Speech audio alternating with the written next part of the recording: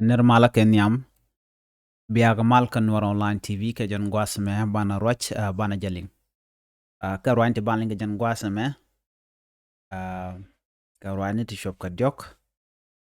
Chalad engo ci salpa kira ne ti shop ke jandara o shakalun re thijiɛɛn ke jen sogruna neme ron kina dara widi jandanga widi diok. Lunya ka duo mnyusa na mal ke je chalad nono re wich ka so Sudan. Chala deno shi juba karwade gwad dan chak lointin chala do chak tijene dialan kontin dana chaga yentin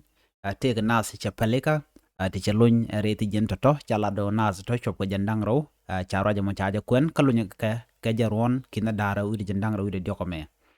chala deno neron mi ron tia ko gut la wi ka tijen banasan kontin che duelat baga paleka ki baga luny lunya ne to ala duo munyosa na mal kaje kane to panken chala do duer ken ba lem kana mas kala dan chalat kaje ka chagu jen ojen duo mo gwalong ko ki malka kana nyos de ka chiang mo gwa chawra jama chaja la no chalat eno chaga dul gore re wich ka so Sudan cha ka bu gar pin ngot ken shole kan ken network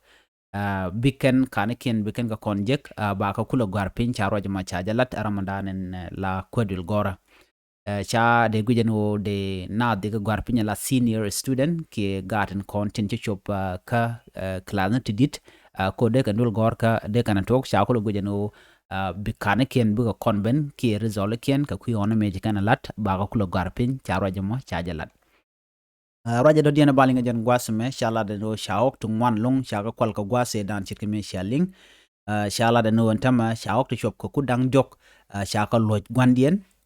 ka cha la no kan pe go ngwasan kwala gatino ke pe ka ok to chop ko kudang wan no ko to chala do cha jek ni ok to kur dang jokoro dien ka cha kam gwandien cha ro mo cha jalat ko ba ko ngajo no en gwas dana cha ka kwaltin cha ko nongtin du no kan ok to kor kan ko lu jok re ok tan content cha kwal chala da no en pe ok dial ka gwas tin cha ka kwaltin wa chop ko kudang baro kanok diala kona cha kwal re wi ka so Sudan gwas nan cha kwaltin re wich mishala patim re win mishala yang akat kan win mishala wun lit kan wi to kan wi kon kwal ko kwal katin chala do en pe ko diala kona cha kwal ko ko ku dang baro re wichin wini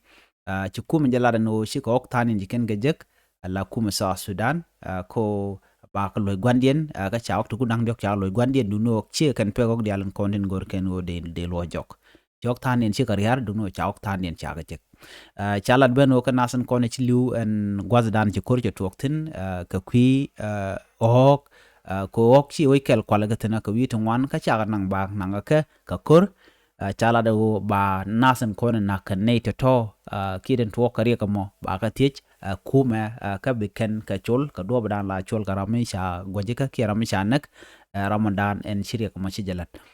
cha roje ma cha jalat ko ba dialati ba kalat